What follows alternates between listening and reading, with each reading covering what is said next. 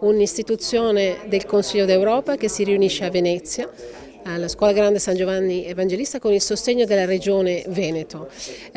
Oggi organizziamo una conferenza in cui esaminiamo il ruolo della Commissione nella definizione di standard comuni, standard che sono delle regole, come dei principi comuni che dovremmo tutti rispettare. Ogni Stato, noi abbiamo 61 Stati, quindi Stati non europei, ma come il Presidente della Regione Ciambetti ha ricordato in un discorso stamattina, l'Europa ha bisogno di pace giusta, una pace costruita su delle regole, sul diritto, su delle regole, dei principi comuni che il Consiglio d'Europa, la Commissione di Venezia, l'Unione Europea cerca di definire in dialogo con gli Stati, e non solo con le autorità degli Stati, ma con gli stakeholders degli Stati, con la società civile, con i tribunali e l'Accademia. Allora i professori ci aiutano in questa riflessione a identificare soluzioni a problemi che abbiamo tutti. Il nostro scopo è vivere in pace, nel rispetto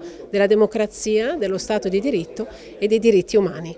Mi fa piacere essere qui oggi perché è un momento molto importante. La Commissione di Venezia rappresenta la salvaguardia dello Stato di diritto e dei diritti dell'uomo. Il Consiglio d'Europa, tra l'altro, rappresenta questi principi. In questo momento storico, che non serve che io dica, mi sembra fondamentale il rispetto dello Stato di diritto e dei diritti dell'uomo.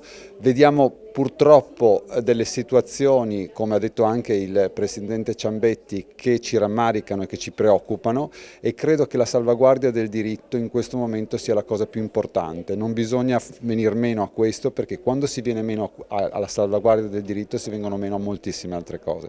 Chiaramente volevo ricordare che il Consiglio d'Europa si occupa anche di altre cose, oltre la salvaguardia dei diritti che ho già detto, che è la tutela del patrimonio, la salvaguardia del patrimonio architettonico, la tutela paesaggistica, e collaboriamo ampiamente con la Regione nel quadro della Convenzione di Faro, nel quadro di altre convenzioni, e questo mi sembra importante ricordarlo perché la collaborazione con la Regione è veramente molto buona e di qualità molto alta.